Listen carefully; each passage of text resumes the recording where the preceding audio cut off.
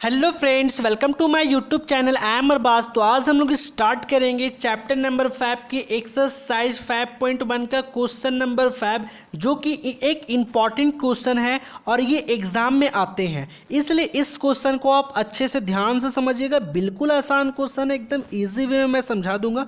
बस आप पहले समझने का कोशिश कीजिएगा, क्योंकि जब आप समझ जाओगे तो क्वेश्चन को आसानी से बना दोगे। तो चलिए सबसे पहले क्वेश्चन को समझते हैं, उसके बाद इसे सॉल्व करते हैं।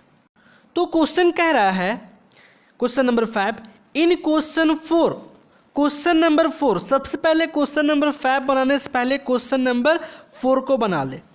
कह रहा है इन क्वेश्चन 4, क्वेश्चन नंबर 4 में ये हमने पढ़ा था कि point C is called a mid point of line segment A B. एक लाइन सेगमेंट ए बी का सिर्फ और सिर्फ एक ही मिड पॉइंट सी होता है। मैं एक बार आपको क्वेश्चन नंबर 4 दिखाता हूं क्या लिखा हुआ है और मैंने वहां पे क्या प्रूफ किया था। क्वेश्चन नंबर 4 में यही था कि ए बी के बीच में, ए बी लाइन सेगमेंट के बीच में सिर्फ एक पॉइंट सी होता है, उसको प्रूफ किया था। दिखाता हूं मैं आपको। देखिए ये आपका क्वेश्चन नंबर 4 है। वहां पे क्वेश्चन था इफ अ पॉइंट सी, अगर एक point C lies between 2 point A and B, मतलब एक पॉइंट सी है जो ए और बी के बीच में एकदम लाई करता है, ए बी लाइन के बीच में एक पॉइंट सी लाई करता है, और वहां पर ये गिवन था कि A C equal to B सी। ये दिया हुआ है कि ए सी और बी सी दोनों का डिस्टेंस इक्वल है, एकदम गिवन था यहाँ पे। तो हम लोग ने यहाँ पे प्रूफ किया था, then prove that A C जो, ये ए सी जो है यहाँ से यहाँ ए सी इस पूरे लाइन ए बी का हाफ है। ए सी जो है इस पूरे लाइन ए बी का हाफ है। तो यही हमने प्रूफ किया था, है ना। Explain by drawing the figure, figure को बताकर मैंने प्रूफ किया था। देख लीजिए, आप वीडियो को देख लीजिएगा तो समझ में आ जाएगा। तो हमने ये प्रूफ किया था यहाँ पे इस क्वेश्चन नंबर 4 में। तो क्वेश्चन नंबर 4 के अकॉर्डिंग ये हम लोग लिखेंगे। क्या लिखेंगे देखिए।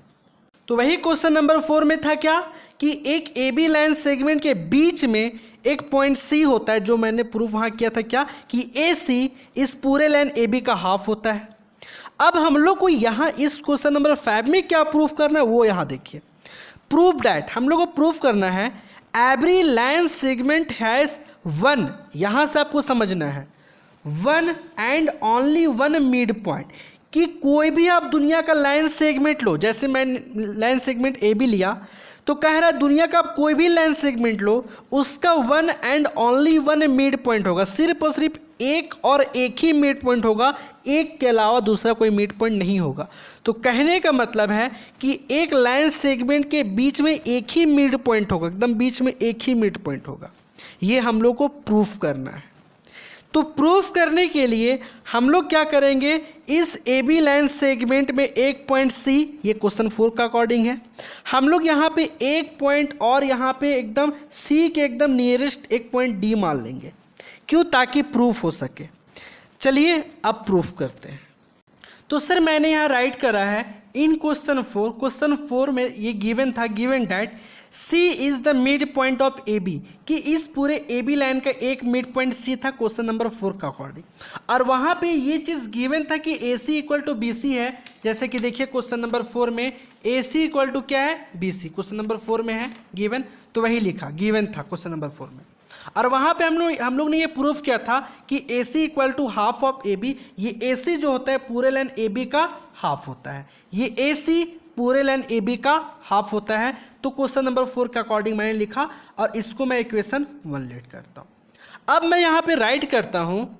तो इस तरह से हम लोग ने ये भी माना कि लेट, ये हम लोग ने ऐसा माना है ताकि प्रूफ कर सके, लेट डी, डी जो है is another mid point of A B, इस ए बी का, अभी सी को आप सोचना बंद कर दीजिए कि डी जो है इस ए बी का एक दूसरा मिड पॉइंट है, एकदम बिल्कुल मिड पॉइंट है। ये हमने माना, ये आपको बता रहा हूँ मैं, हमने लेट किया ऐसा। जब लेट किया कि D इस ए बी का मिड पॉइंट है, तो इसके अकॉर्डिंग जैसे यहाँ पे C मिड पॉइंट था ए बी का, तो ए सी और बी सी इक्वल था। अब जब D इस ए बी का मिड पॉइंट है, तो इसी तरह से हम लोग लिख सकते हैं कि ये ए डी और बी डी आपस में इक्वल होगा। ए डी इक्वल टू क्या होगा, बी डी। जब ऐसा होगा A D equal to B D होगा, जिस तरह यहाँ पे A C equal to B C था और ए सी इस पूरे लाइन ए बी का हाफ था। इसी तरह अब यहाँ पे जब मैंने लेट किया डी अनदर मिड पॉइंट है तो A D equal to B D हुआ। तो सिमिलरली मैं ऐसा कह सकता हूँ ए डी जो है इस पूरे लाइन ए बी का हाफ है, ये जो ए डी जो है इस पूरे लाइन ए बी का हाफ है। तो देखो मैं लिख रहा हूँ ये ए डी जो है इस पूरे line A B half of A B. ये इक्वेशन 1 से समझ में आया। तो ये हमारा हो गया इक्वेशन नंबर 2। अब इक्वेशन 1 और इक्वेशन 2 को सब्ट्रैक्ट करते हैं।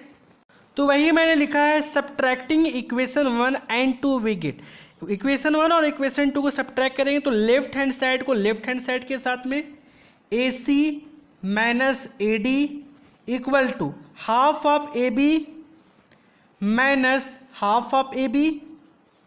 अब एक बात बताओ, 2 में से 2 सब्ट्रैक्ट करेंगे तो क्या होगा 0, ए में से ए सब्ट्रैक्ट करेंगे तो क्या होगा 0, है ना। हाफ ए में से हाफ ए सब्ट्रैक्ट करेंगे तो क्या होगा 0। सिमिलरली हाफ ए बी में से हाफ ए बी सब्ट्रैक्ट करेंगे तो क्या होगा, ये टर्म तो हमारा 0 हो चुका। अब यहाँ क्या बचा ए सी माइनस ए डी, ठीक है। अब ध्यान दो ये ए डी यहाँ माइनस में वो साइड जाएगा तो प्लस में हो जाएगा। तो लिख सकते हैं A C equal to plus A D, ठीक है। अब यहाँ पे देखो एक बहुत मस्त यहाँ पे कंक्लूजन मिला है कि ए सी और ए डी इक्वल है एकदम। ए सी का जो डिस्टेंस होगा ए डी का भी वही डिस्टेंस होगा। ये प्रूफ करके मैंने लाया है कि देखो यहाँ पे देखो ए सी जितना डिस्टेंस पे होगा ए से सी जितना डिस्टेंस होगा उतना ही डिस्टेंस ए से डी भी होगा। मतलब ए सी का जो डिस्टेंस अगर ए सी मान लो 10 सेंटीमीटर है 10 सेंटीमीटर है तो ए डी भी क्या होगा 10 सेंटीमीटर होगा। ऐसा प्रूफ हुआ है, देख लो यहाँ पे, है ना, प्रूफ हुआ है। इसका मतलब ये समझ में आया कि ये जो डी पॉइंट है ये यहाँ नहीं बल्कि ये डी पॉइंट सी के ऊपर कोइंसाइड है।